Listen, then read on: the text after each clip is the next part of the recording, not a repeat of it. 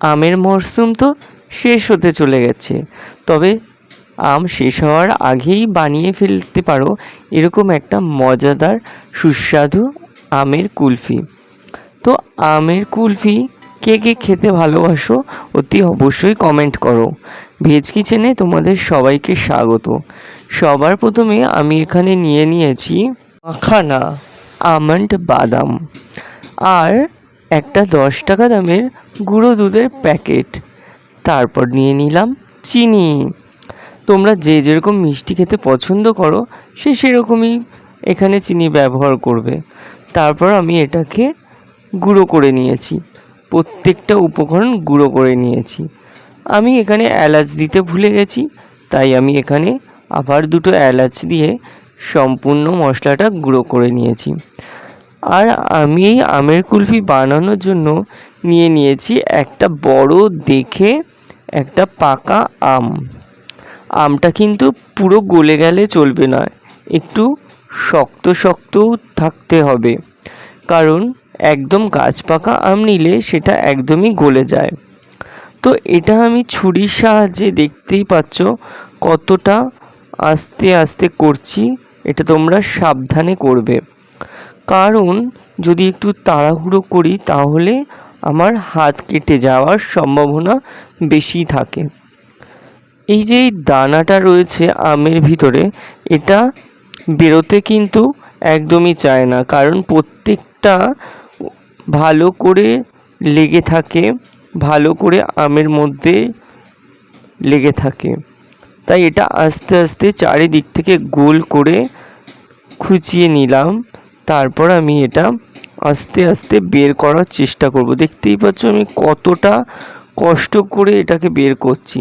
এখানে আমাকে কিন্তু আঙুল ব্যবহার করতেই হবে, কারণ এটা চামচের সাহায্যে উঠবে না, কারণ আমটা আমি অনেক বড় দেখে নিয়েছি। আমি এখানে 2টো আঙুলের সাহায্যে আমটাকে এইভাবে আটিটাকে আমি বের করে নিচ্ছি। দেখতেই পাচ্ছ আটিটা কত বড়, তাহলে আমটা কতটা বড় হবে সেটা বুঝতেই পারছো। আমের প্রত্যেকটা অংশ দেখো চারিদিকে কি সুন্দর রয়েছে লেগে, আর ভিতরটা কি সুন্দর একটা সুন্দর কালার ধরেছে, দেখতেই পাচ্ছ। এই দেখো তোমাদেরকে আমি দেখাচ্ছি, এইরকমভাবেই তোমাদেরকে আটিটাকে বের করে নিতে হবে। আর কে কোথা থেকে দেখছো অতি অবশ্যই আমাকে একটা কমেন্ট করতে ভুলো না। তোমাদের এই একটা কমেন্ট আমাকে অনেক অনেক অনেক ভালোবাসা যোগায়।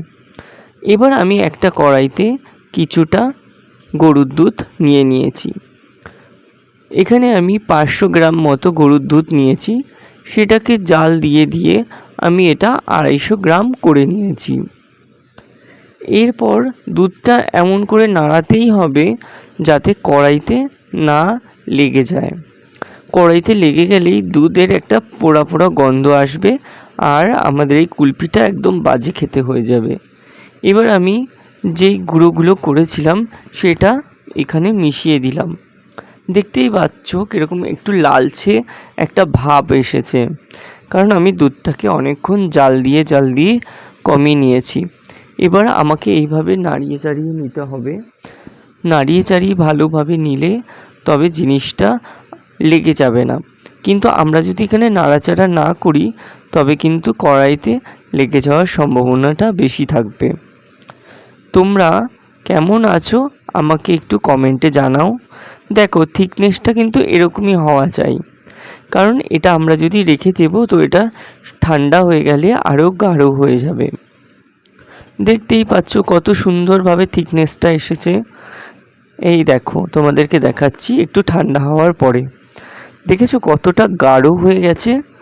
এই রকম গাঢ় করে নেওয়ার পরে আমি সেই আমটা এখানে নিয়ে নিয়েছি। এবার আমটার মধ্যে এই গাঢ় অংশটা আমি এখানে দিয়ে দিচ্ছি, দেখো চামচের সাহায্যে কত সুন্দরভাবে দিয়ে দিচ্ছি, কারণ এটা এইভাবেই এর মধ্যে দিতে হবে, এইরকম করে দিতে হবে যাতে পুরোপুরি চারিদিকে জিনিসটা ঢুকে যায়। তারপরে এখানে আমি যেই ঢাকনাটা নিয়েছিলাম আমের, সেটা এখানটায় কেটে রেখেছিলাম, সেটাই আমি এখানে আটকে আমটাকে 2 ঘন্টা ফ্রিজে আমি রেখে দেব।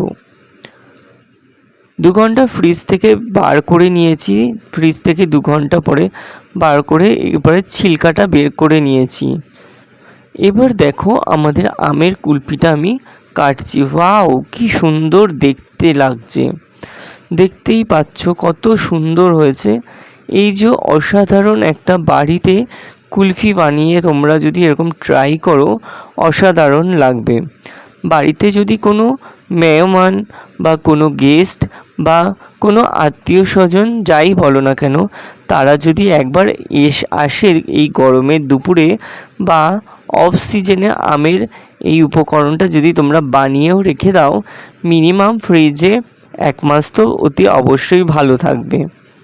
তো তোমরা সবাই এই একটা কুলফি বাড়িতে বানাও, আর বানিয়ে খেয়ে অতি অবশ্যই কমেন্ট করে আমাকে জানাও যে জিনিসটা কেমন খেতে হয়েছে।